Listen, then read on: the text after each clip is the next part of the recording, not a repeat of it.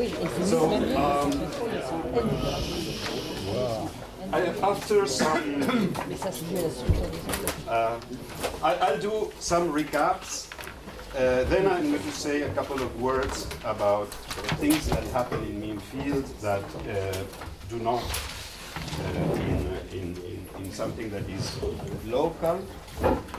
And then I'm going to, after a short introduction, essentially cover things that are very, very close to what Gerard did today. I think that in any case, repetition is not negative because this is a tough subject. I think that we all agree, both in physics and in maths. So it's really tough from wherever you want to see it. So, three little pictures that I did the other day. One is that with arguments of basically, remember I used arguments that were like thinking the system as a Cartesian product, and with that I guess more or less how things scaled. And then when you were calculating how bases of attraction scale with the dimension and with the energy density and the number, just by simple arguments you conclude that when you want to know at which energy density you will end up, it is natural that this concentrates in measure. So that if you repeat the experiment at a given time even, you are going to find plus or minus 1 over square root of n or something small, you're going to find the same energy. This is important because pictures in the blackboard are extremely misleading and give you the impression that depending on where you start, you're going to end up at different energies. And this in high dimensions doesn't happen. It is very, very unusual that it happens. Fortunately for us, because it means that we have some hope of solving something. Another picture I did that I'm going to repeat is concerning a system like the ferromagnet at very low temperature. We said that if I prepare it in a random configuration, it wants to either be all black or all white. And remember this picture, it starts a bit like this, and then it moves towards this, and eventually, so this would be black, this would be white, and you see that, you see that this takes a long time. Although, from the point of view of falling, you would be saying, oh, okay, I am either falling into all black or falling into all white. But this picture is extremely misleading. On this I'm going to make more details in a second. But with this same example, consider this case. I am already all black, so I am here, and I want to travel up to here. So what is the best thing I can do? Everything is black, and now I start, everything is black, and now I start a little droplet of white.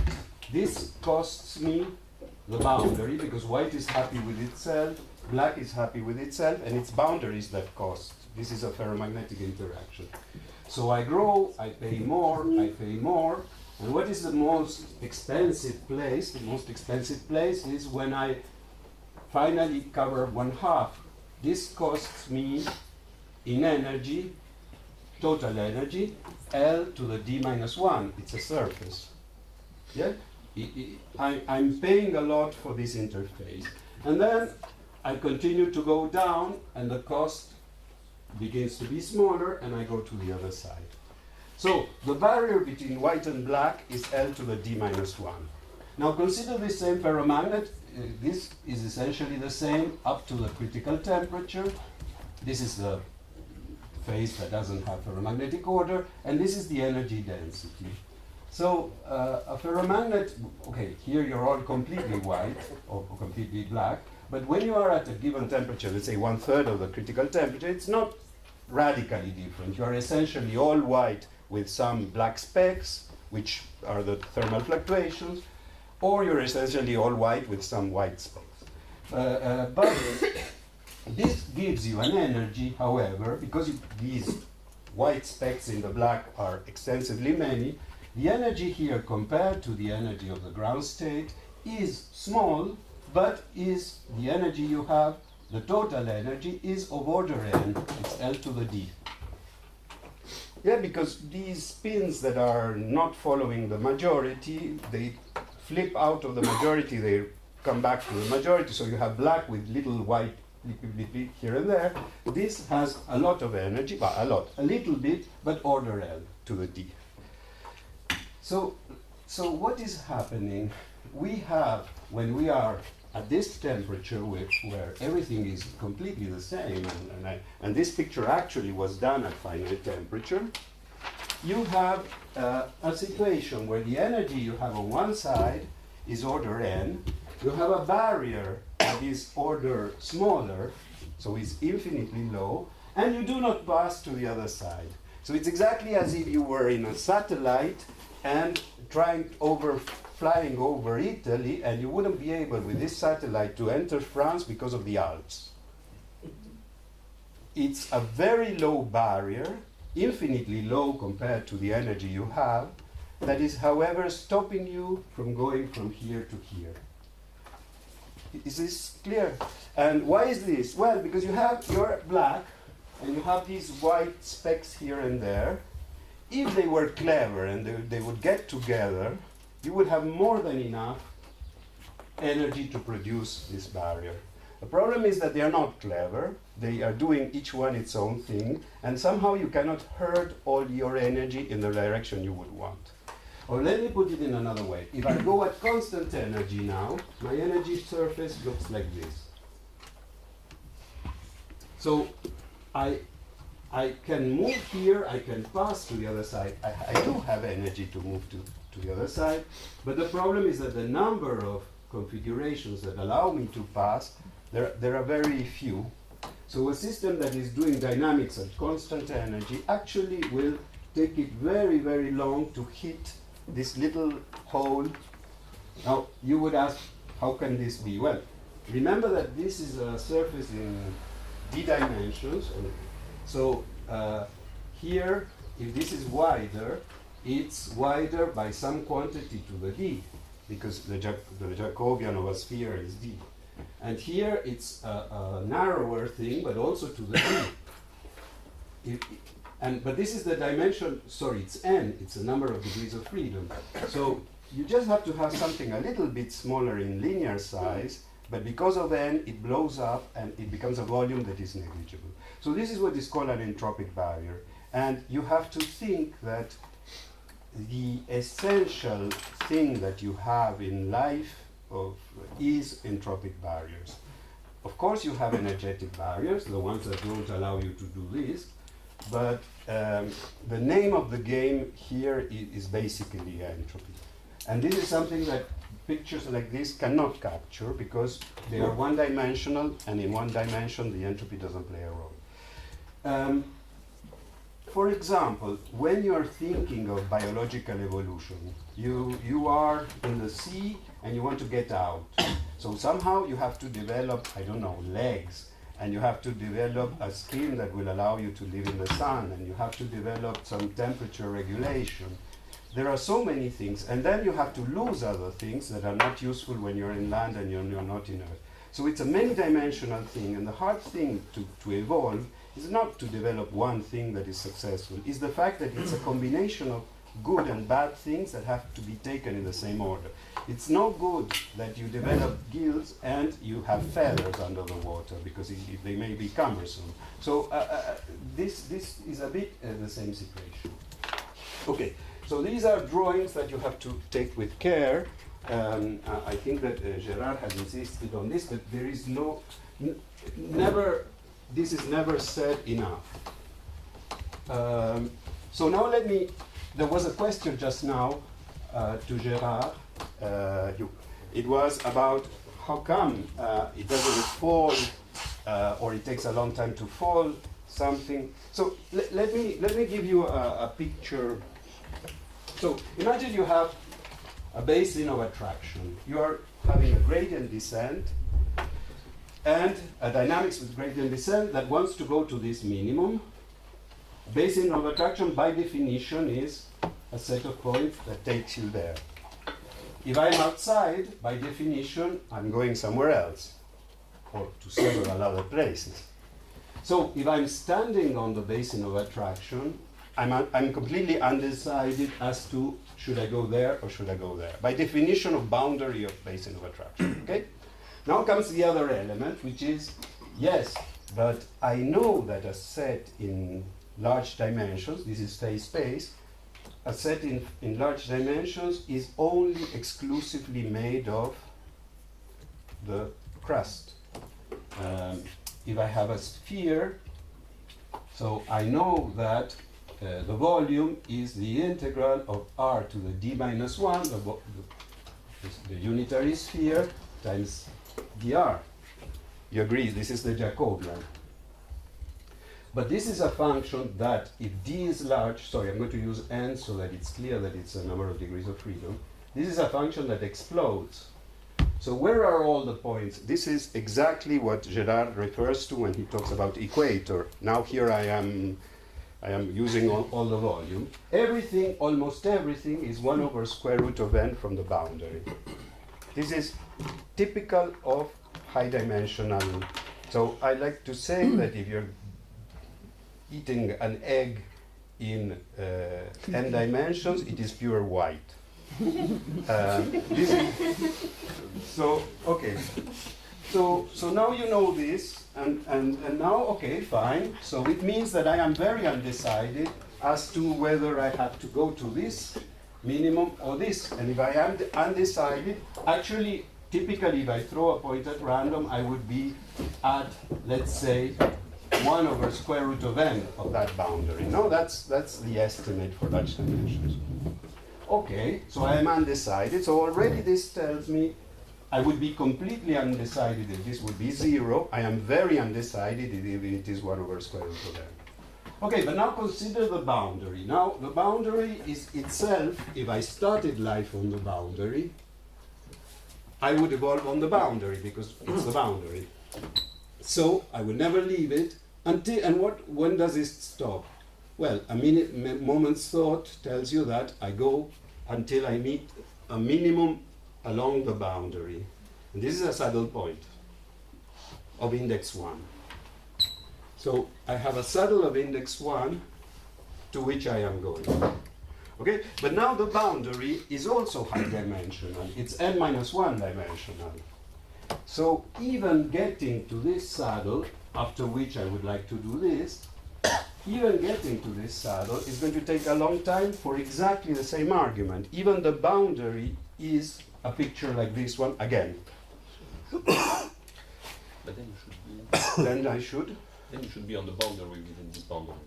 And then you should be in the boundary on the boundary, of course. And I can repeat this argument a number of times. What number of times? Well, the boundary of the. So once I'm saying here, I can be in the boundary of the boundary and to go moving for.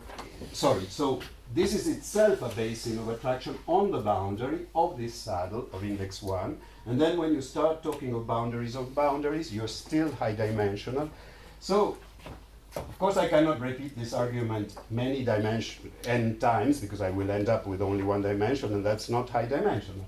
But for many dimensions, I can say that I am on the boundary of the boundary of the boundary of the boundary of the boundary, and very, very, very undecided. So the generic thing to happen for a dynamics in high dimension is that falling is not a simple business. You're not going to go, already it's hard to fall. Not only it is hard to jump barriers, one typically thinks that dynamics is hard in complex systems because there are many barriers, a rugged landscape. But in fact, already falling into any basin is already hard. As you will see, well, now we're going to make an example, but this is an example of exactly that. When you think of it, all black or all white, this would be black, and there is white over there. Then a boundary would be half black, half white, but even that is difficult to accomplish. This would be this point. And then you start playing with the Fourier modes, and you notice that you're more or less doing this picture. Of course, it's not literally true that you are in the boundary, exactly sitting on the boundary of a boundary and then going to the, but when you are evolving, falling, what you are is losing gradually a degree of borditude, boundarytude. Okay? And this seems bizarre, because it is bizarre, but this is the generic thing for a high-dimensional system to fall. Falling is a complicated business in large dimensions. Okay, so, yeah, please. So isn't the more natural picture in this drawing free energy than in this ferromagnetic case, the free energy is flat? This is why But even if you're out of equilibrium and you have a local free energy in space, then it's a field on which you can think that you're moving in a gradient, and you're basically like in the zero temperature situation. So it's not that the concept of free energy helps you at all. Entropic barrier is, when you put it into free energy, you get it. Yes, but here we're using entropy in two different senses. This is a very interesting question, and entropy is used in two different senses. One is, if I have a ferromagnet, and this is what Hein is saying, is instead of using the magnetization and saying that it fluctuates, the spins, I could average over little blobs, and I would have that instead of having a function of x, which is the average, the spin, I could have a local average that would be a function of the magnetization with a local magnetization, taking into account these flips that somehow I have coarse-grained. This, in the language that I think Bernard has used, would be the tap-free energy. That's one entropy, but there's another entropy which has nothing to do with this coarse graining, which is how many roads take you to the other side. We're very far from equilibrium, and the question is how many, in the case I did, even at zero temperature where entropy doesn't play any role, and there is the question of how many roads take you from one side to the other. So if you want, it is the entropy, but the entropy of the actual barrier. How big is the manifold that is this barrier state? So there are barrier points that I have to pass. How many take me to the other side? And this is a different form of entropy because it's not the local entropy you can produce locally in space, but it is completely different strategies for going from one place to another. You can have this on a tree, for example. A tree that ramifies, and you have a dynamics, is pushed outwards with it's pushed outwards just by the multiplicity of paths that you're allowed. So this is kind of a different, it's entropy of paths. So I'll see if I come back to this. Coming back to this picture, Yeah. Because you mix dynamics and more like statistical weights of the configuration. So if you pick one point at random in this picture, Yes. you will be on the boundary of the boundary of the boundary of the boundary. Very close to. Yes. But so you should be at the last, well, you see what I mean, is that you are not making this pass. If you pick a point at random, you are at the saddle, and then you are at the saddle in the n-1 dimension, and at the saddle in the n-1, until you reach a point where you are not in large dimension anymore. Exactly. But that's not the dynamics, that's picking a point at random. This is picking up at random. So now I any start point from that this. you pick at random should then go down easily. Wait. Because it is at the end of this story already. It is at the end of this story, so it has many directions in which it is close to the boundary, and others in which it is not. Those in which it is not, it falls down. Like, for example, if I would be here, I'm in the boundary from the point of view of this direction, but not with respect to this one. Here there's another saddle. This is the boundary of the boundary, okay? So you can be not in the second order boundary and fall to the saddle quickly, but still this doesn't solve your problem of unsticking at the next level. So yes, you lose quickly all the degrees of freedom in which you're not close to the boundary, but those where you are, however, because you are moving on this constrained surface, it's harder.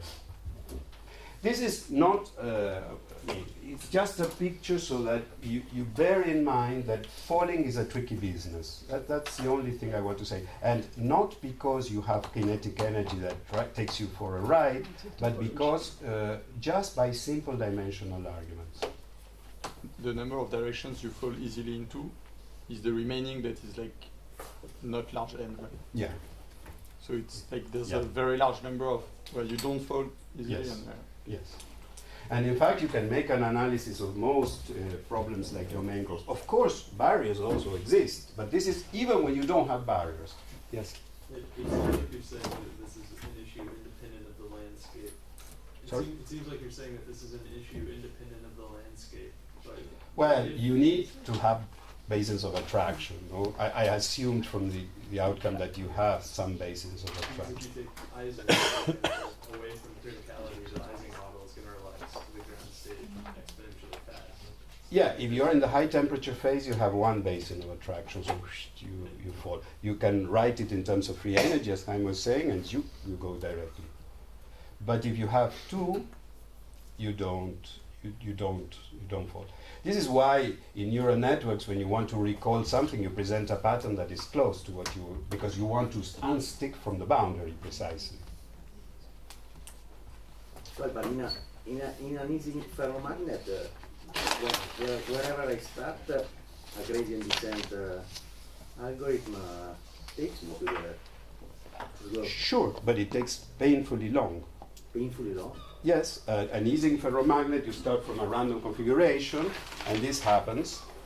You have domain growths that grow like times to the 1/2, which means that if your system has size L, it takes L squared to reach. Well, but L squared is big. No, I mean, the point is, and this is something that at the beginning of spin glasses was not, especially in Europe, was not realized so much, that there isn't such a gigantic difference between coarsening and aging in a glass. There are more elements in aging in a glass, but there are already those of coarsening, which is a simple descent, and already this is troublesome. I mean, it's not a barrier that is exponential in the size, but it's a power law in the size. And you add a little bit of disorder, and your power law becomes an exponential, like in the random field easing model, where you go to your, if you have a random field easing model, you a dirty ferromagnet, already what was L squared becomes exponential. So it's very easy, very easily you're in the other game. So to put it unmathematically, if you have a soup with oil on top, which is wanting to coalesce into a big oil droplet, it takes a while for this to happen. If you have a swimming pool with this same soup, it will take very, very long for half of the swimming pool to have this enormous oil patch. And this is exactly the same mathematics, all good. Okay, so I promised some mean field exceptions to my a bit informal arguments about extensivity.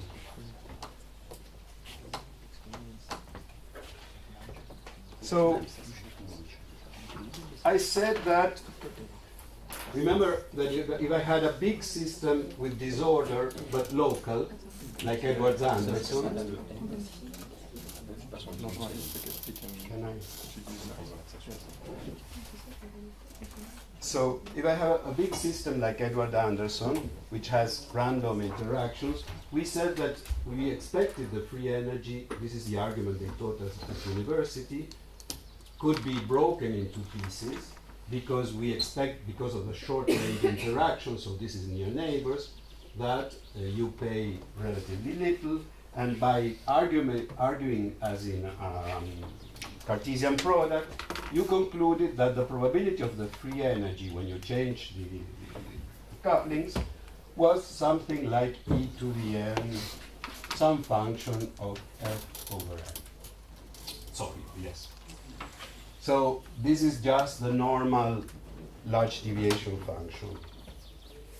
But now now this immediately means, and of course this is a very concentrated function, so in terms of f, p of f is clearly very peaked because of this n. Sorry, here I should put small f because it's f over n. Remember, I use lower cases when the thing is divided by n appropriately. Okay, so now immediately what I see is that if I want to calculate the average, typically we do this to mean over disorder of many samples, it's p of f 1 over n df, and this will be peaked in the peak of g. You agree with me? On the other hand, if I want to calculate the average of z, which is the integral of p of f e to the minus beta f df, this is the, by definition, z.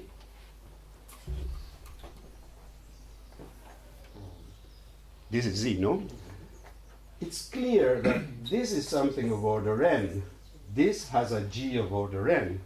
So if I write it as a large deviation principle, this is going to have in the exponent e to the n, and on one hand I'm going to have g of f, little f, and on the other hand I'm going to have f times beta that comes from here, and the n I took it outside. So I have to, this function is also very peaked, but the problem is that it is not peaked in the same place as this one, because this has biased my measure. So you see that these two things for a system that of which we can assume this cannot be the same. So the morals of this is there are two forms of making an average. One is to average the free energy, the log essentially of the partition function. The other thing is to calculate the average of the partition function itself. They are not the same. So this is what is called an annealed average, and this is what is called a quenched average.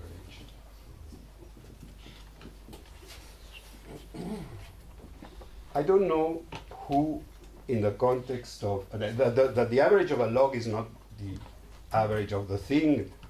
This probably Archimedes knew, but applying it to disordered systems, I would say that this was Edwards and Anderson that realized, but maybe I'm wrong. At least it was them.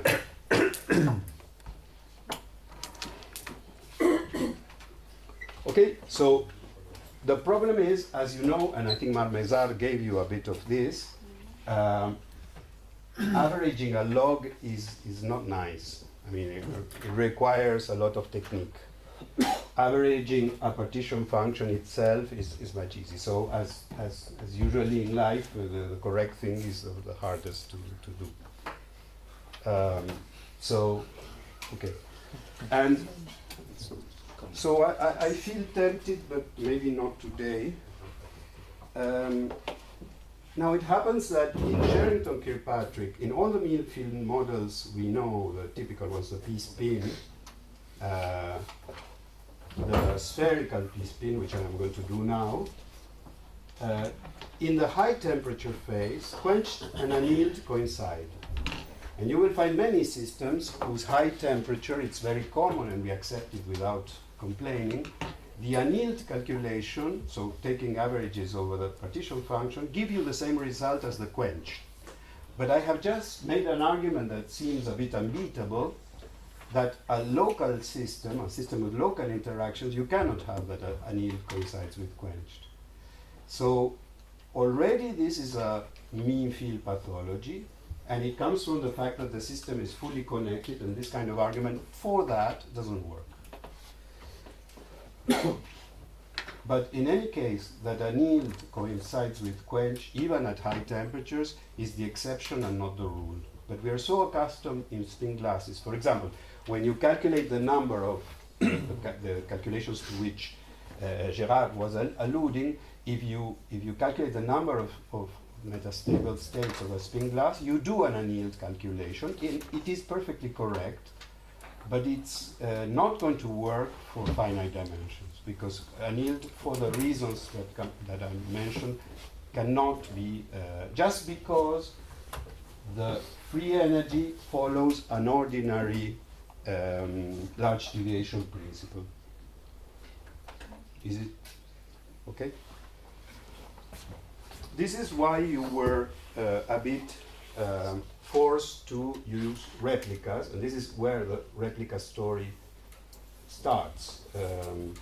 When Edwards and Anderson had to calculate something about a spin glass, they realized that they had to average the log of the partition function. And there, Edwards introduced the replica trick, but it has a prehistory in maths, I think. Somebody told me the first, this was before. Markatz himself. Okay, we mentioned him a couple of times here. So it was something that existed already. Okay. So, quenched equals annealed, which happens at high temperature but not at low temperature in mean field spin glasses, is a pathology of mean field. It's something that would never happen in finite dimensions. Okay. I continue to something else. So, mean field. Now, mean field, I'm going to do dynamics. I'm going to cover, first I'm going to do an exercise that Gerard didn't do, which is a P equals 2, P spin with P equals 2 that I said has only 2 minima, so it's very close to ferromagnetic growth.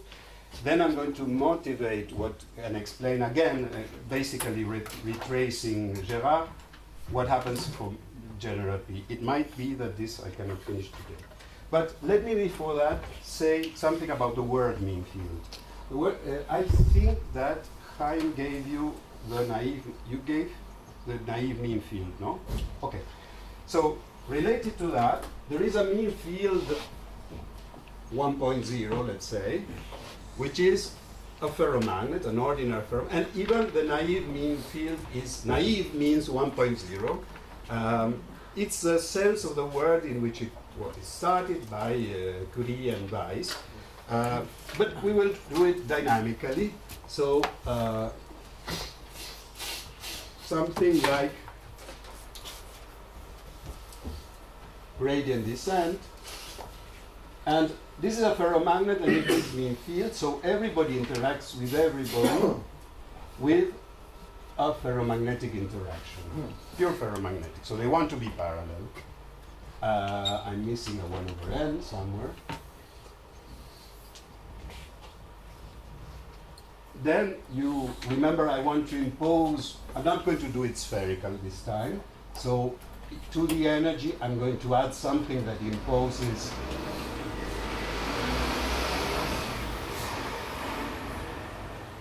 this is something to make it a bit plus minus 1 with a big number. Okay, so this is a function like this that makes it, the spin look like an Ising spin, and then I add noise. But this is a ferromagnetic interaction. So let me put a 1/2 here. So, okay, so this is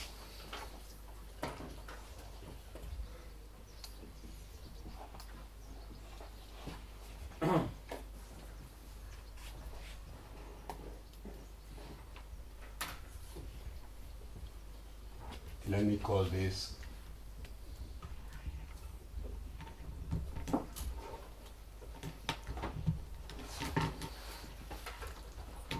okay. I didn't do anything, I just took the derivative of this, and that's all. And now, let me call this the magnetization. Notice that for all the i's, this is the same number, and that's very, very important. This is the mean field. That the origin of the name mean field comes from here.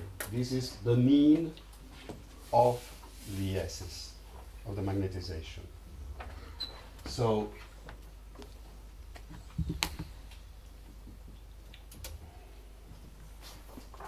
okay. And now assume that I start with at time 0 all the spins 0 at the top of this thing, and that's let go. So the initial conditions are all the same for all the i's. M is the same for all the i's. So you see that the index, and I, sorry, I didn't mention, but I is an I of t is a white noise. So this is surely what, so this equation, you notice that the index I plays no special role. It only tells you the realization of the noise. Okay? So what do you do? Well, you can do it in the following way, and this is the mean field solution. You solve the equation. Now there is no y.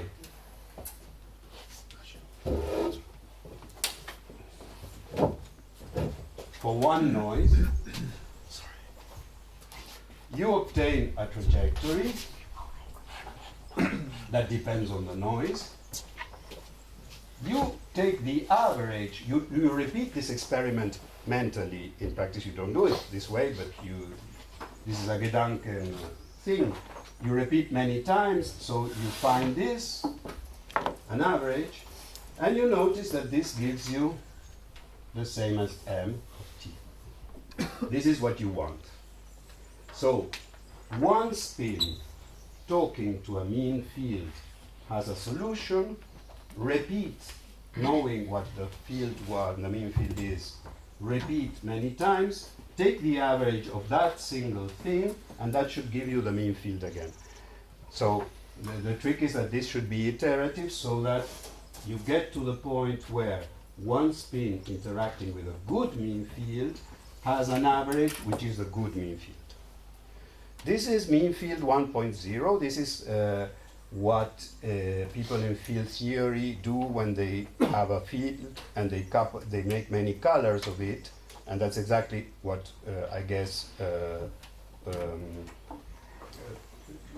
Hein did. You redouble your degrees of freedom, and then because you have many, you can play this trick and do mean field. So the point here to bear in mind, and this is Curie-Weiss dynamical version. The point that is that all this procedure is a procedure to obtain this object, which is what you're interested in, which started from 0 because I decided that all these are 0 and goes to something. Okay, this is the mean field with one parameter, which is, this is what is called a one-point function in physics, and that's the mean field that Curie and Weiss did. And you have it everywhere in, for example, superconductivities of this kind. There are many examples. Ferromagnetism is of this kind too. What we are going to see next is mean field. So mean field 1.0 has one order parameter. What we're going to see, this was already mentioned by Gerard, but I want to insist, is a mean field where your order parameter is no longer that, but is a correlation, a response, which I will define again for you, and another object that is a bit more mysterious sometimes. Sometimes it is not 0, but you will see. But the important point is that your order parameters that are exact and do not fluctuate are not one-point functions, but they are two-point functions. Two-point function is how physicists call the number of variables in a correlation. 2 point. Okay? Now, this has an interesting history, so let me do it for you because it's amusing. In this context, this was Chaim and Annette Sibelius who realized that this was the way to go. As far as I know, you correctly, but it was you. But this has a previous history in the world of turbulence and things like that. And the hero of this is Bob Kragnan. And you will find approximations like this and explained and even giving a whole philosophy for this. I think that they're earlier. But in a very different context. It's hard to recognize it. It's completely different subject. Then this appeared in the spin glasses, and in a way, once you're told that this is the case, you're not so surprised if you knew replicas. Remember that probably Mark did for you, that the replica matrices contain also two indices. So, okay, two indices seems to be the name of the game. Okay. Then you might want to study a quantum model on a lattice, but make the limit of infinite dimensions of this model.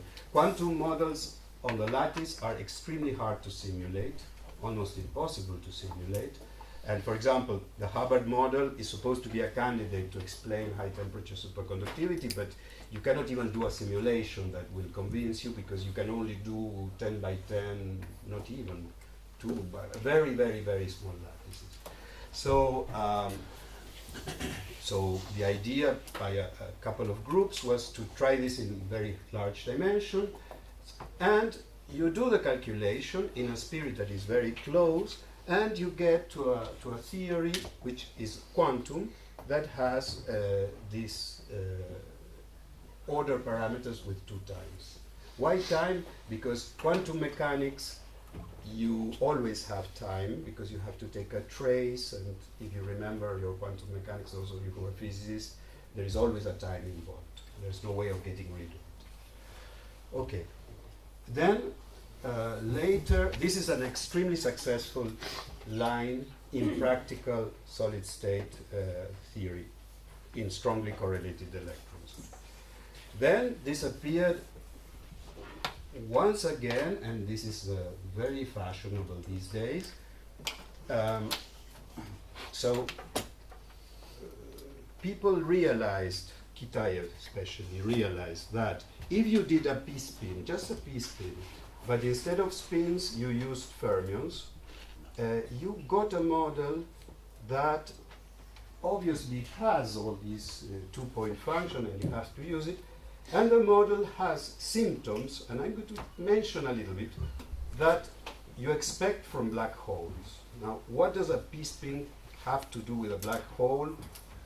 It's a very convoluted argument, but the fact is that you reach some mathematical properties that are very close to some black holes that they can solve. And so the story is that now you have a lot of field theorists doing papers on this. And they, SYK? yes, it's called the Shashdev-Ye-Kitaev model. It's a quantum p-spin. I will give you a hint of where does this story enter the black hole thing. I don't know anything about black hole, but I mean, the technical part is very interesting, because it is something that is related to things that interest us now. But these people now, who know absolutely nothing of the previous literature, they say, well, but we've discovered that we can do a mean field that is not like the old mean field that we all know, which for them is just large n. We now have a completely different approach that involves a mean field with 2 parameters, with two things in the variable. And of course, they don't know that this story is quite old. But this is entering now, so the temple of field theory. So it's a long and interesting story. Okay, so now questions about this? Okay. So now I'm going to do. So this is substituted by this.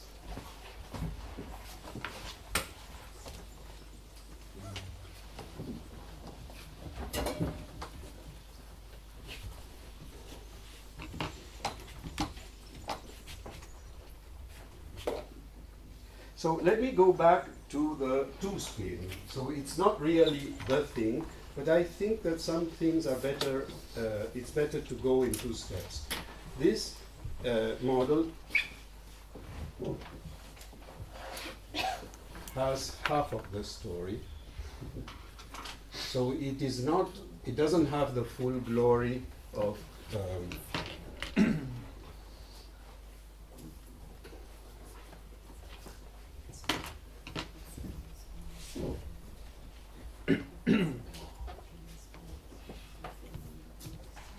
right away, I wrote it as a Lagrange multiplier.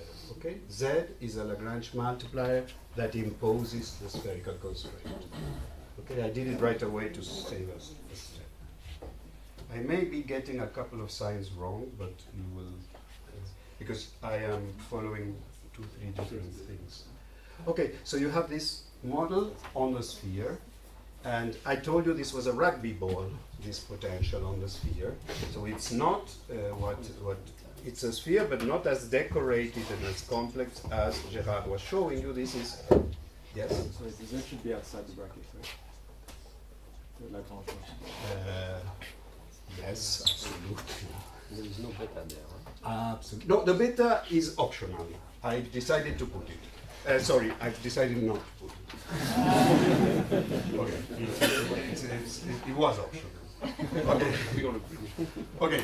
Sorry, I skipped a step. No, this is the. So, this is going to be a model of falling, pure falling into one of two states. But let me show you this. So I said it yesterday, but I said it in a bit messy way. So this you can write as, you can diagonalize this, and because you use the spherical measure, you can still diagonalize. Note that if these spins would have been plus minus 1, I wouldn't be able to rotate, and I would be able to rotate this matrix, but I would lose the plus minus 1 nature, because this violates rotational invariance. So the trick here, why life is so nice and happy here, is that the form of the spin, the measure of the spin, is compatible with the symmetries that take me to the diagonalized version. Okay? So, at 0 temperature, you just want to differentiate this and see that it's 0.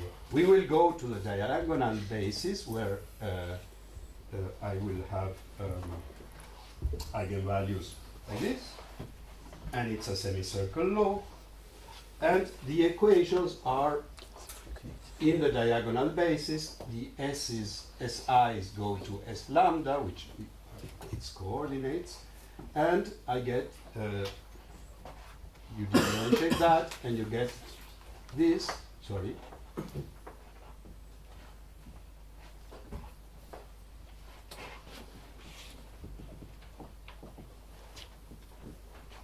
you have to satisfy these equations. Remember, like any Lagrange multiplier in this world, you have to choose a value that will make the constraint be okay.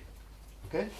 So how can you satisfy all these equations? Well, there's two possibilities. You either make this 0 or you make this 0, or both. Both is not good because you're not going to be able to have any spins. I mean, not all the s's can be 0. So I have to choose a z that will allow me to do something. So the only possibility is to choose one z that coincides exactly with 1j lambda. So I put z equals to 1j lambda. So this equation may have an s lambda 0 different from 0. In fact, 1 over square root of m. And the others different, as lambda is equal to 0 for lambda different.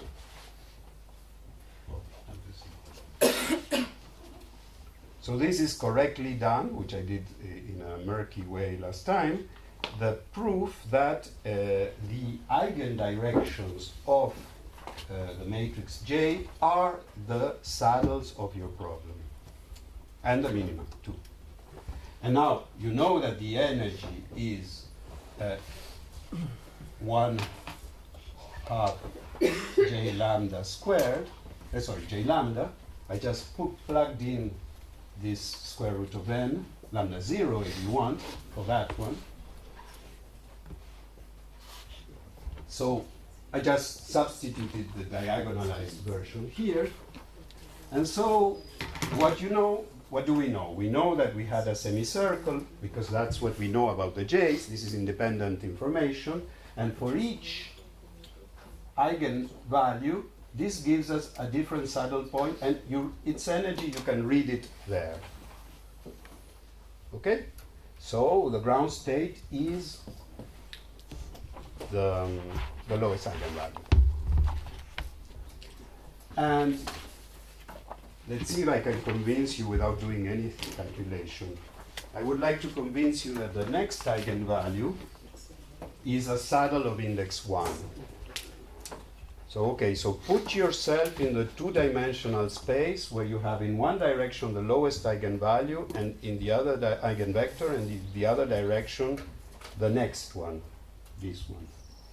And now make a path that goes from that one to this one. You can convince, so in one direction I have lambda mean, in the other direction I have lambda next.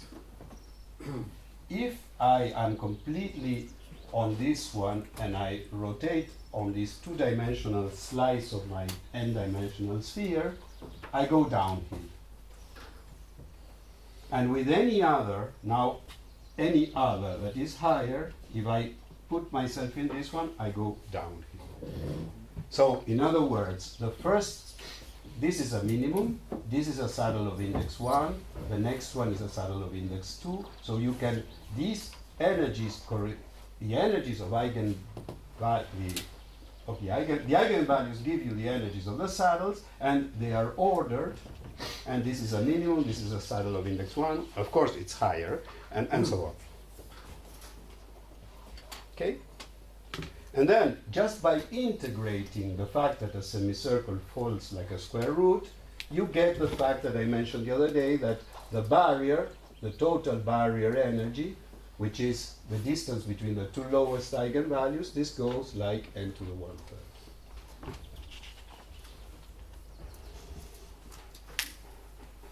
So this is the landscape we are dealing with. It's pure downhill. Yes? I think it is useful to draw the minus.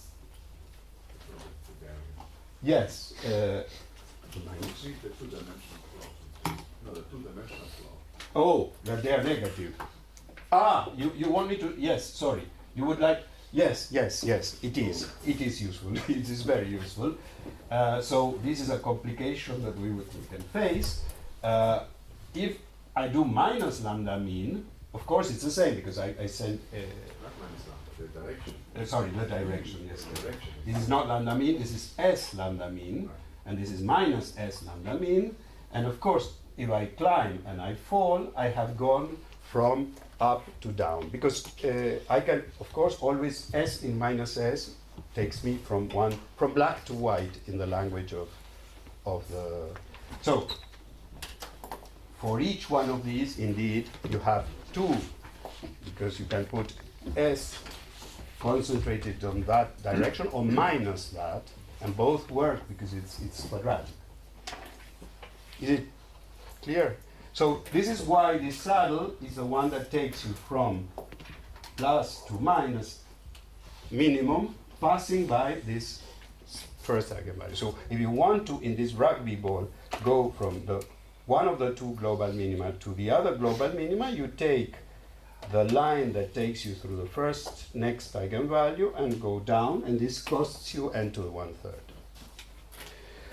There is a conjecture that I don't think it has been proven, but it's old as that the barriers of this kind in Sherrington-Kirkpatrick, which is a mess, that the highest barriers between states scale like n to the 1/3.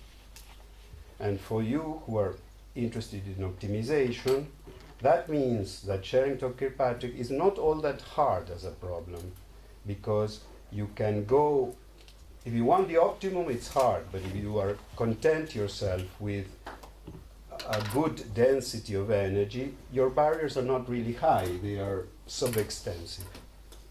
Okay? So, funnily enough, it's not a difficult thing to obtain a very good energy very close to the ground state in Sherrington-Kirkpatrick. By the way, the same is true about the traveling salesman and many other problems, which are considered hard. Mathematicians consider them hard because they look for the worst case, but if you content yourself with a 1% accuracy, it's okay, or 1 per 1,000, it's not a hard problem. Because of the lowness of that, which is not the case of the PC. Okay. Sorry. Yes. So, if I understood what you said, that to move from the S lambda mean to the S Minus S. S lambda mean, we just have to jump this barrier of Yes. and 1/3. But then is maybe you're telling me later, is the dynamics jumping through that? It takes an infinite time. But it goes through that one, or it goes higher than that because there are more directions. So, to be honest, I don't think that this is it has been done a little, but in a way you're asking a question that is not far from nucleation in a ferromagnetic from an up to a down state. And the question you're asking is, do I really go through and you don't really go through the top. You will make a mixture of these probably, statistically. What was the question? The question was, I prepare now a system with epsilon temperature in one of those minima. If I wait long, puff, it will go to the other side, this we know. Does it really take exclusively that path, going through the best saddle? My feeling is not really. It's going to be a kind of mixture between the lowest, because statistically, if you're forced to take only one path, it's hard to find. No? So it does not like evaluate. No, what has been is by Joffe, calculate an instanton, but okay, but there you more or less say what you want and you get it. There's also a paper by Mike Moore, but again, not conclusive. The knowledge of paths, of dynamics going through paths in spin glasses is very primitive, very, very, very primitive. Okay. Excuse me. Do you think that the thing you just said about the Sherrington-Kirkpatrick model about the energy barriers can define in some way subclasses not known to mathematicians of different subclasses of NPR, different level of NPRness in some way? It's not known. I mean, it does give you classes. It's not these classes. I don't know how they reflect on the worst case, which is what mathematics typically was about, or computer science. I don't know. These questions would be best addressed to Florent, I think. But my feeling is that mathematicians are not ignorant of these things by now. No, they begin to have a familiar. Even of course, they cannot go all the way with you with a replica calculation. You cannot ask that from them. But they know. They begin to know these things. So the fact that Sherrington-Kirkpatrick is different from P-spin, and that there are some problems that will look like one, and there are this I would say no, that there is a sub ensemble of guys. In NPR problems, usually you take to define those, you take the worst case instance, okay.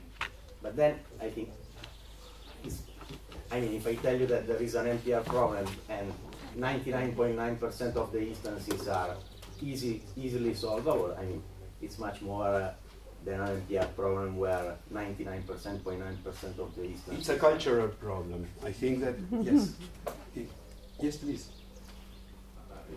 I'm still puzzled by this statement. If you're doing low temperature dynamics, Yes. then the time will be exponential. Of n to the 1/3. Yeah, so it's exponential. It's Of n to the 1/3. Yeah, but it's so it's a huge thing. Sure, It's sure. exponential. Beta times the barrier. Yes. Beta times. So it's exponential. Yes. It's not exponential in n, This is why. It's a power of n. Absolutely, you're right. So what I want to say is this: let me plot in terms of energy density, Sherrington-Kirkpatrick. These are the plots that I suggest you don't do, but I'm going to do it now. So in energy density, the barriers are n to the minus 2/3. So in energy they are n to the 1/3. So you're right in saying that going from here to here, it's still exponential. This is why I am unable to find the winner. So this is why the worst case doesn't go.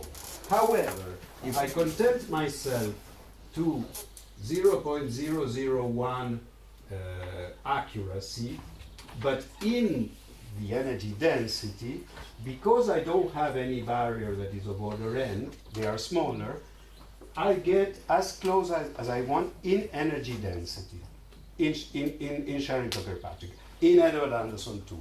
In the P-spin, no, because in the P-spin, as you will see, you've already seen and I will repeat, you stay flying order n on top, and then to get to where you want to get, you have to really work exponentially.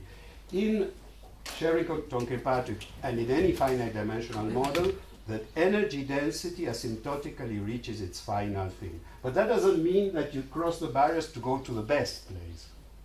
So it depends what you call solving a problem. In the traveling salesman, which is always given as an example of something hard, finding a solution that is within 1% of the best is very, very easy. It's polynomial. Just like in Sherrington-Kirkpatrick. In P-spin, finding a solution that is within, this Gerard said it many times, a solution that is 1% from the best, this is already exponential. That's two clear different classes. I'm going to insist more on this, and probably Gerard too. So we will all insist a lot. Because this is something that comes from physics. What is interesting is that these two ways of being, that the barriers are small and that the barriers are really high, has a counterpart in the real physical world, in that one of these models, some of those with the low barriers, are of the family of spin glasses, and the ones with the high barriers and the threshold are of the family of window glasses, structural glasses. So that's a remarkable correspondence to the real world.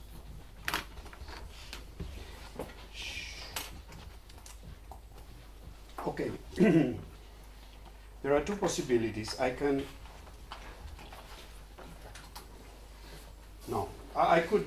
use this model to show you why in this model quench is the same as annealed in the high temperature, and why this is a Newton specificity. But maybe I'm going to go directly to dynamics, because we're not doing it. So if ever you want to show that in spite of everything I said, for this model at high temperatures, quench is the same as annealed, although I said that this in finite dimensions cannot happen. This can be done. Maybe I can do it at some time, okay? It's very close to also another argument that Gerard gave. Okay. Oh. Now we're going to do the dynamics on this. And, sorry? Now I'm going to do the dynamics on this system. So we had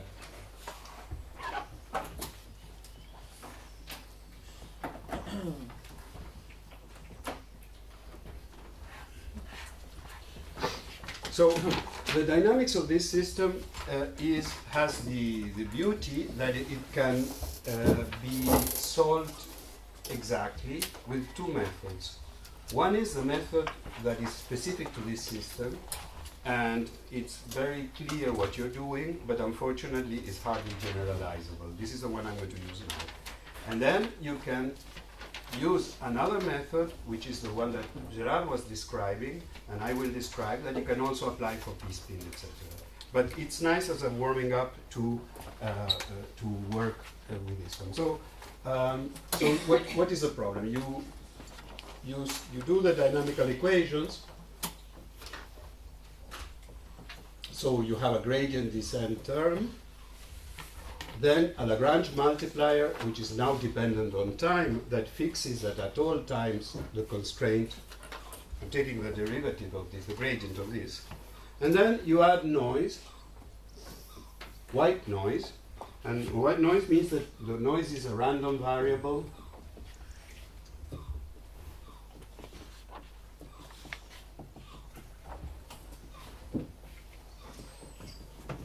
White variable, uncorrelated, and whose intensity is the temperature, twice the temperature. Okay? This is a thermal bath, and this mimics the system put in contact with a thermal bath. That you could interestingly study spin glasses this way. It was first done approach by Annette Zipelius and Chaim, but I think there was a comment of Cyrano de Dominicis, who noticed that doing dynamics you could avoid using replicas. Seems to me. I've never seen it read, but in any case, it is an interesting remark. Okay. So okay. So now this you can go to the diagonal representation again, and you get the equation of motion. Remember that the Lagrange multiplier depends on time. And do you believe me that if you have white noises correlated like this, when you turn them with a orthogonal matrix, they also become white noises with the same property? Nice exercise, so that eta lambda prime satisfy also this thing. So now the problem, you see, is fantastic, because now I have an equation that is first order, only that here this depends on time, but that's not the end of the world. So it's an inhomogeneous first order equation with a time dependent coefficient, not the end of the world. I can solve it for S lambda, and then I will have to fix the Lagrange multiplier just by asking that this be true at all times. Okay, I am following, by the way,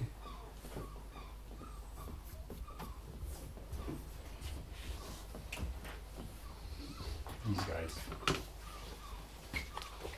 Okay, so now you can, this is very easy, so now you can write the solution.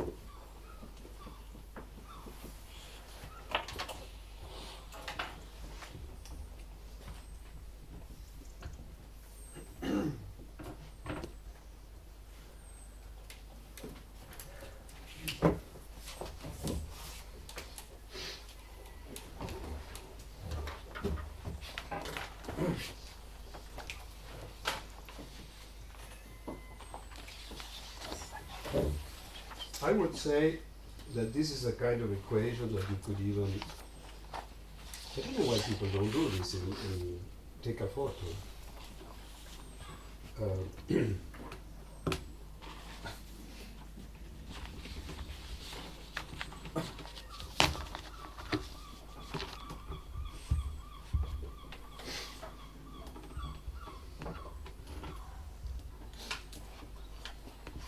This is the solution to that. This is just inhomogeneous second year of undergrad.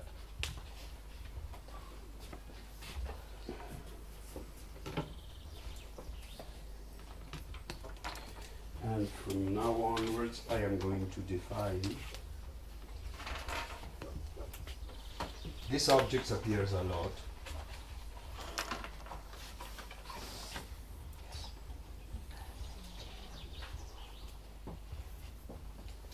So I am going to call this guy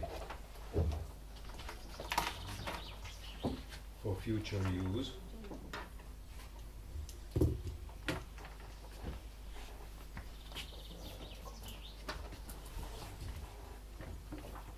A function of time. Of course, you have to know the Lagrange multiplier, which for the moment we don't know, but essentially gamma is the Lagrange multiplier, or it's a logarithm. If I take the logarithmic derivative of this, I get z. So that's what it's essentially the information we will see. Okay.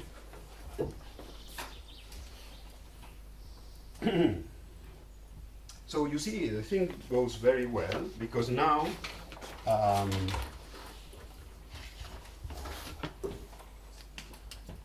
I want to calculate the correlation. Now, remember, there are three things I want to calculate. The correlation averaged over the noise, the response,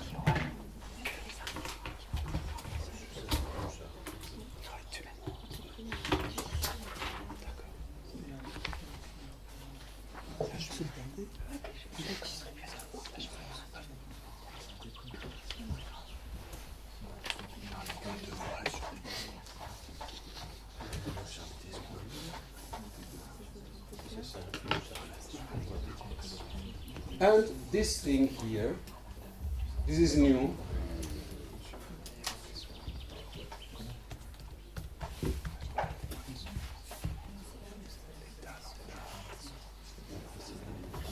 So, the correlation is a correlation of S, the response function, you can say that it's the expectation of the noise at a time and the spin at a later time. And this object D is a correlation of the noise. In our case, we are already saying that this is delta, so we know the answer. Okay? But at different times here. But I keep it because later on we might want this model to treat it by asking that the endpoint does something. So I'm calculating the probability that I start with a random configuration and now my end configuration is, I don't know, half this, half that, I decided. If you say something about the future, the noise is no longer the original variable it was. You're conditioning. And so the noise becomes correlated. This is what in physics you would say is breaking causality. Instead of allowing the system to do whatever it wants and then the noise is uncorrelated, you are restricting yourself to some configurations that go somewhere or do something specified. If this thing you're asking is rare, it needs that the noise be rare to take you there. And so the noise is no longer uncorrelated. Keep it in your mind. I put it here for completeness. Here for us, this is 0. Okay?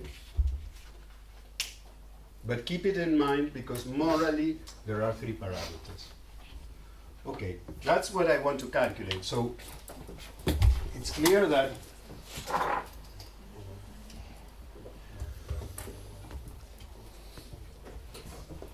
what does this mean, that I have to average over Z? All right?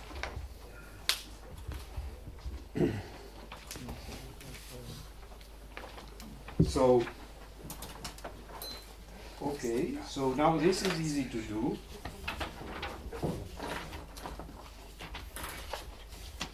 So you have to average this over the noise. So you have to multiply 2 brackets like this one at different times and average over the noise. But now the noise is completely uncorrelated, so where can the things be? When I multiply a term like this one times a term like this one, I have a term that has no noise, a term that has a noise. So it's 2 terms.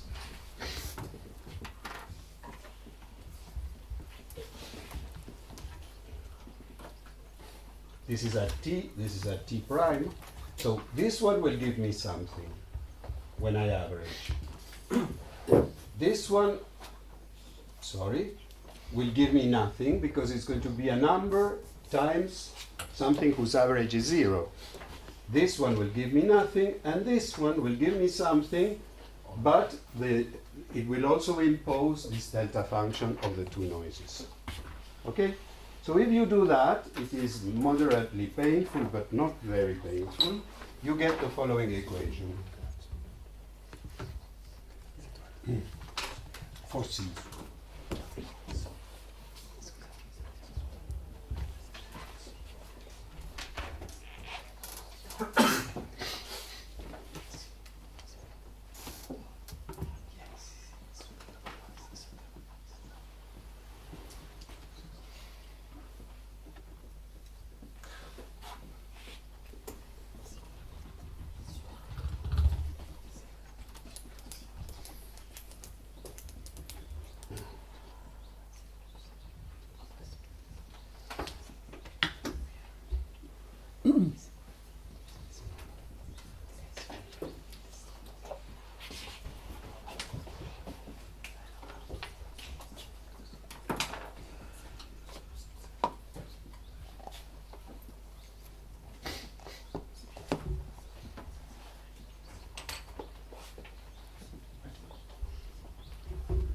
This is the average over the semicircle of a function. Okay, this is a definition. So this is C.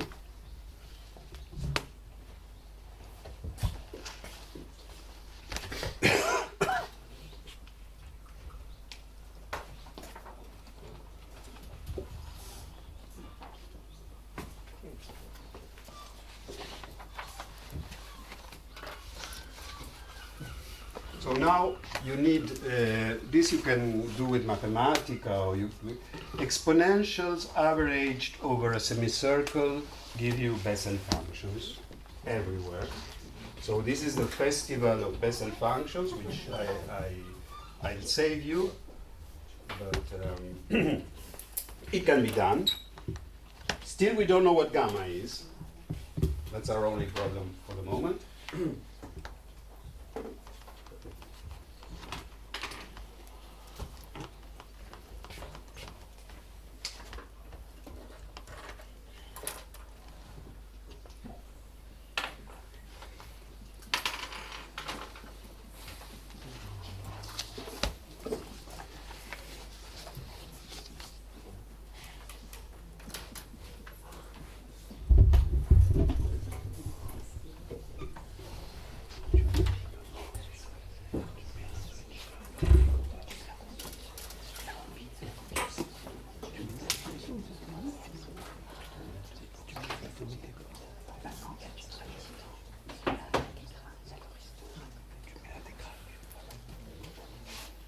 So if you put in this equation t equals t prime, and of course these things you use Mathematica, you will obtain a very nasty equation for gamma. By nasty I mean all equations here have the property that to know something that is happening now, you need to know the entire past. And they're very, very non-Markovian. Everything that was shown to you by Gerard was awfully non-Markovian, and here it's the same. Okay, so this is the end of the program. You already, with this one, know gamma. This is the spherical constraint that you are imposing at equal times. S squared has to be 1 at all times. Then you replug it in here, and you have everything. And with a little bit extra work, you have the response too. Just by doing exactly this thing, but now instead of this times this, you use only eta, tac tac, you can do the same. When you get the semicircle, it's only end that you send to infinity, or also the time? No, the time for the moment is all times. And so you can have this completely in terms of Bessel functions. Of course, as I think Daniel Fisher said just exactly 1 year ago, when you use a Bessel function or any special function, you think that you made progress, then you go to the book, you look at the asymptotic expansion of your special function, and then you realize that it's exactly the same that you would have if you from the beginning would have done the limit of large T and not passed by the Bessel function at all. So this was mentioned a year ago, and I think that it's a great truth. So anyway. Sorry. The sum of the lambdas and the 1 over n in the second expression, do you put it inside, or because in that this is so that is the thing that gives me the average of over the semicircle, isn't it? Yes. Now here this one is nicely. Yes. The row is defined so that it's nicely normalized. No, I'm thinking about just the second step. Yeah, there was a 1 over n here, of course, and. Over is missing some, or that's so good. At all times it has to be such that you're adding a lot of order 1 things. If I miss the ends, then I made a mistake. So at every step here, it's something that would give you eventually an integral like this. For me is the sum, but probably the sum. Sorry. Okay, fine. Sorry. You do it for every lambda, and then you sum over lambda. Okay, so this is yes, because summing over lambda is the same as summing over the i's, no, at the beginning, because you are just, it's a square, so it's a scalar product, so the rotation doesn't do anything. Yeah. So what happened to, where are the initial conditions here? So the initial conditions are here, yes. But in the last and now these initial conditions. In the last equation, where? So the initial conditions, if you use, yes. So thank you again. We are going to use as initial condition that all the S lambdas are equal with random signs. Why? Because if I use a good, a very clever initial condition, I could choose it already at the bottom of the well, and that's not it's possible, but it's not the generic. And another comment, you said non-Markovian. Is it because of the constraint, right? Sorry? You mentioned that it's not Markovian. It is because of the constraint. Because once you impose a constraint, Only because of the constraint. it's true. Because I wanted In to mathematically, clarify. it's true, but it reflects the fact that all these problems, when you want to define them correctly, something will make them not Markovian. Well, but the here dy- it is. the That's constraint. what dynamics is Markovian by definition. Which one? The original That's one. what dynamics. Yeah, but you have, well, whenever you integrate variables away and you're less variables. No. You can integrate Markovian process and get memory. That's something else. But it doesn't mean it's not Markovian. It was Markovian, but in the new variables it has memory. That's what I wanted to say. In the You C, solve Markovian process, you get memory. yes. But yes. it doesn't mean that it's not Markovian. No, but it The means that solution has memory, sorry, but the I process have is to make, Markovian. okay, I want to be more precise. When you write the equations for the C and the R, although the process is Markovian, when you write the exact, and this is true also with the other mean field, it remembers all the past in the new variable. So it is not. It's not an value because the solution has memory. Okay, call it the solution, but the fact is that the equations. The same variables Yeah, that you but have in equations. Yeah, but the solution means that the mean field equations that represent your dynamic are non-Markovian. They, in the sense that they are not local in time, it's just semantics. The here. solution is. I don't understand. What do you call the about solution? equation talk about the solution. Depends what you call the solution. The solution for you is the differential equation that you solve for C. It's the actual answer to the equation, or it's the equation itself. I'm asking you, what do you mean by non-Markovian? Okay, what is non-Markovian, and it's the only thing it means, and it's not very deep, is that it has a term like this, but it has a term, I don't know.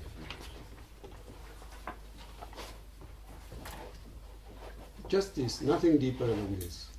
So this equation as it stands, if you don't know what happened at t second older, So you- knowing what it is at that time is not enough. You can call this solution in a sense that you already did all the work to show that this is exact. But of course you still have to solve this equation. What I mean by non-Markovian is that here you don't have derivatives only locally at a time, but they remember the past, which you have to know. But my question is, if you just take a plain Markovian model with no fancy finger, and you write the equation for the correlation, you will have similar equation. Yes, Okay, so yes, yes. any non-Markovian. Yes. In fact, projection methods which are that, they are a bit, of course, you get something non-Markovian. The moment you project something, or in path integral language, the moment you integrate a field away, you lose the locality. Okay. Robbie, I have a question. Perhaps it's just technical, but it is not homogeneous in gamma. No, it's not homogeneous in gamma. It is not, and it should not be, because we will find the following thing that you can check it.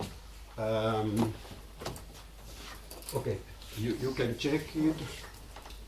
It's not homogeneous in gamma, and gamma doesn't scale nicely with n, because what happens, and you can check it, or you can go to the paper a bit, but it's not hard at all, is that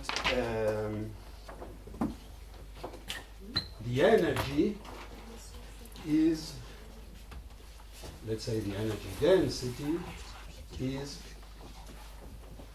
just by putting in the numbers,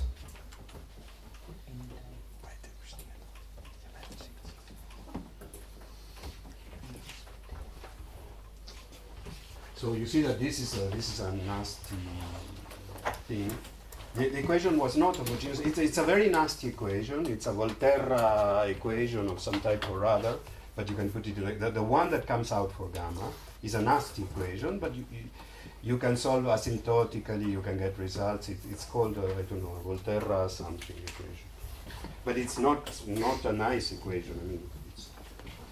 I mean, and what you can conclude once you know what gamma is, and this is, okay, now we're talking about the results, is that depending on the temperature, we have a critical temperature that is 1. above the critical temperature, we started in all ones, which is not equilibrium situation in the original basis, or with a random configuration, it's the same. So dynamics starting from a random configuration. Remember, we are moving on this rugby ball of a potential, which is living on the sphere, the one we did before. So above the critical temperature, see, the correlation gives this. What does this mean? It means that after some time,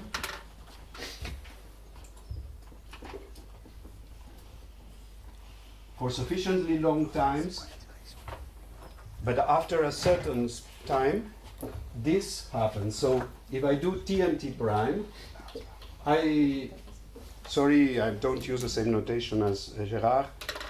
My bigger time is T, my smaller time is T prime. I cannot get accustomed to change now because I will make many mistakes. He used S and T. So when you have an initial time, one of the two times is small, that's a regime that is non-equilibrium, but then very quickly you get to a situation where C well, it is always symmetric, but becomes a function of T minus T prime. And R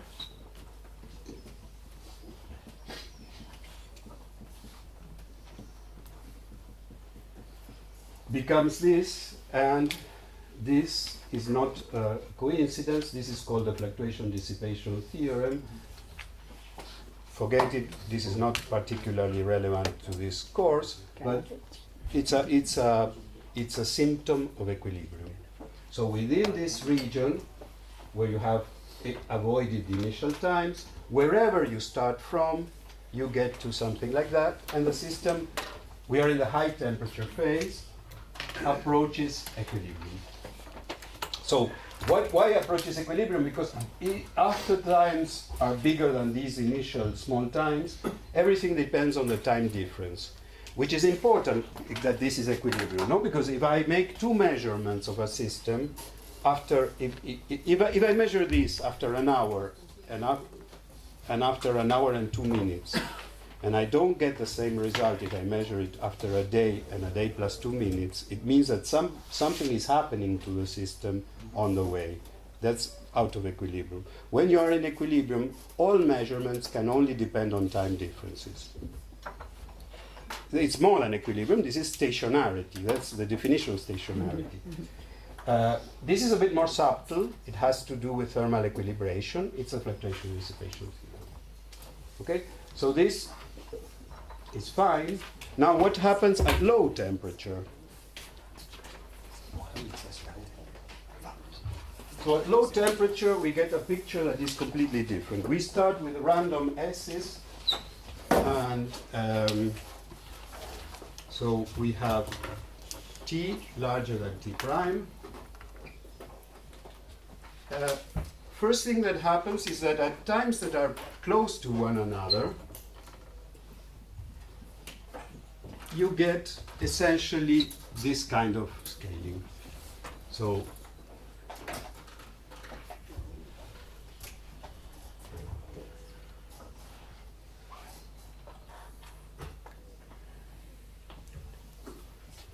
okay, and this is a big surprise, in this region where the times are still large, but the differences are large also, you never get that. You get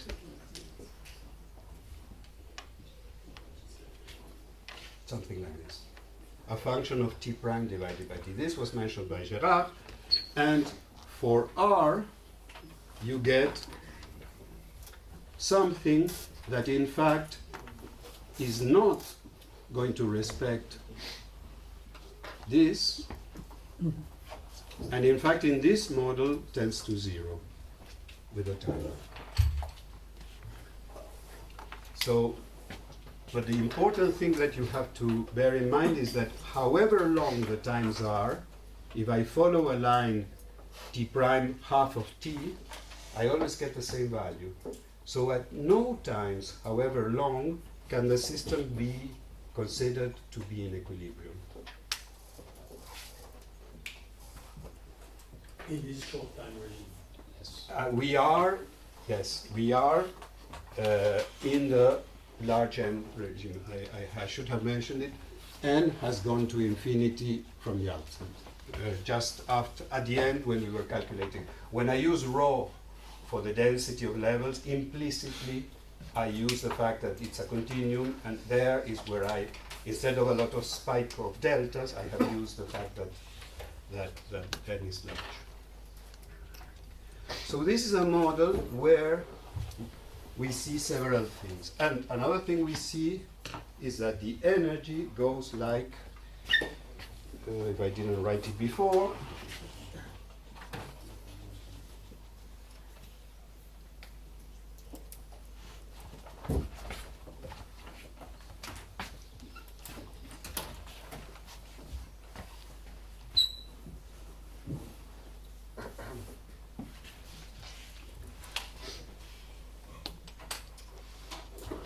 so the energy goes like 1 over t to its asymptotic value, which is a good equilibrium value, in spite of which the model with n infinity is never in equilibrium. It is not in equilibrium, and yet it wants to give you something that looks like the good energy. Looks like means that the energy density has that limit, but you're not quite there ever, because if you were there, this would never be possible. This should eventually become a law like this one.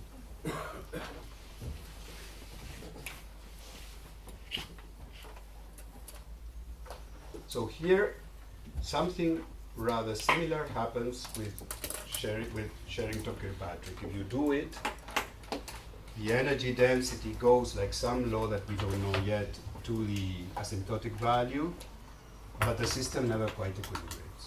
Just like this one, or even worse than this one. Instead, the p-spin, just for reference, because next time we will do that, the p-spin would do this. P larger than 2 would do this.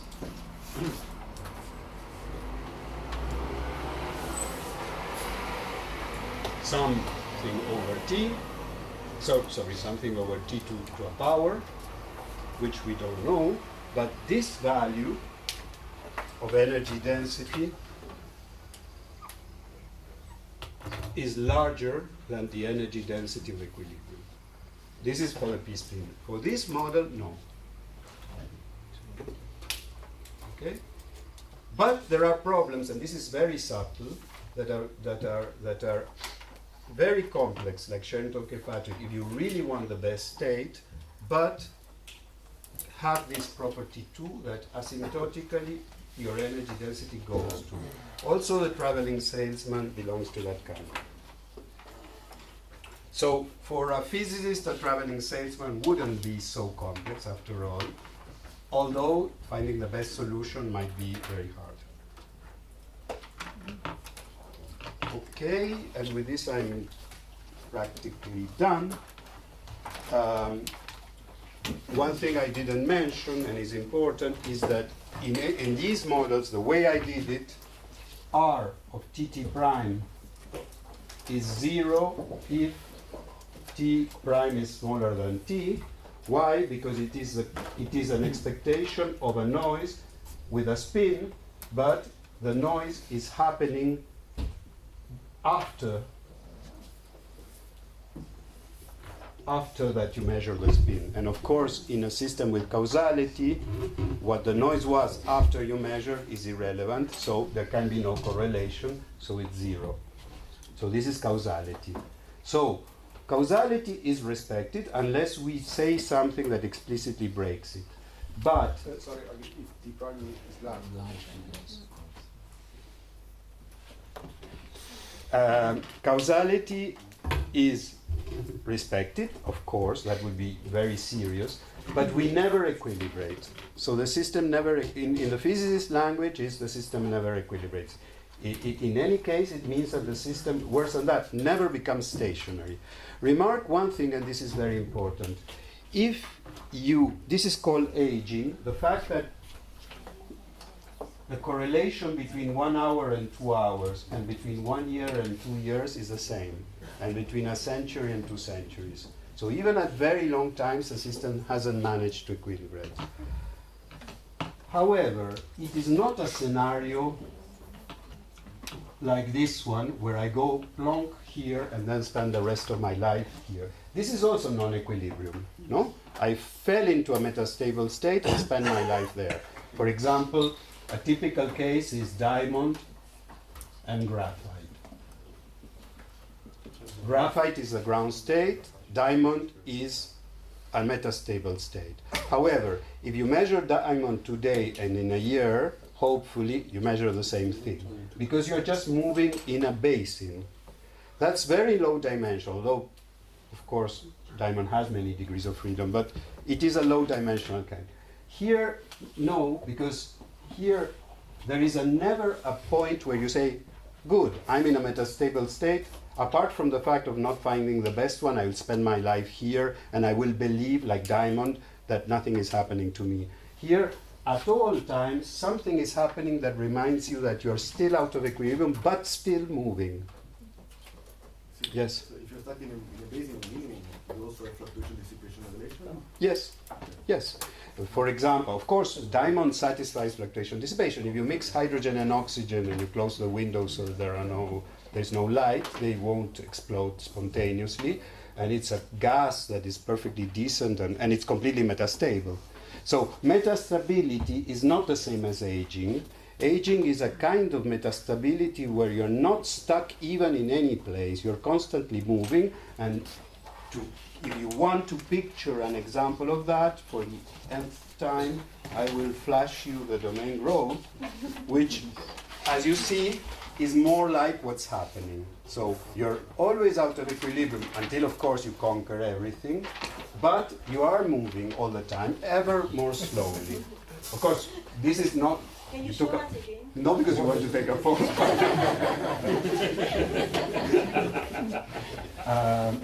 Well, okay, so that's that. Aging is a bit of a mystery. It's nice because it violates almost every intuition that you have. Yes? I have a question on that. But I recognize the same scaling that you would have there for the energy, no? Yes. If I evaluate the overlap with the the ground state, plus and minus, would I get similar course? My overlap at time t with respect to the ground state. It's zero at all finite times.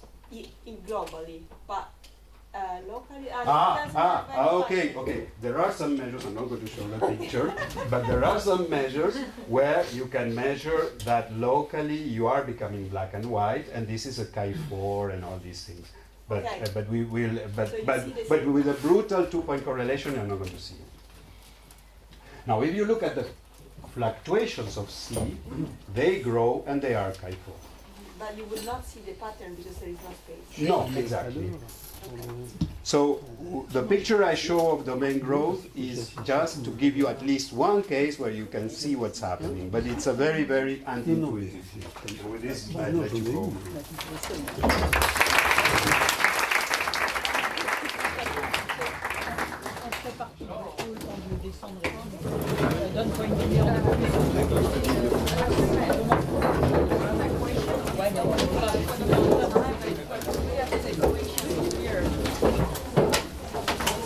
Yeah. It is not. It's non-linear, it's everything. You mean?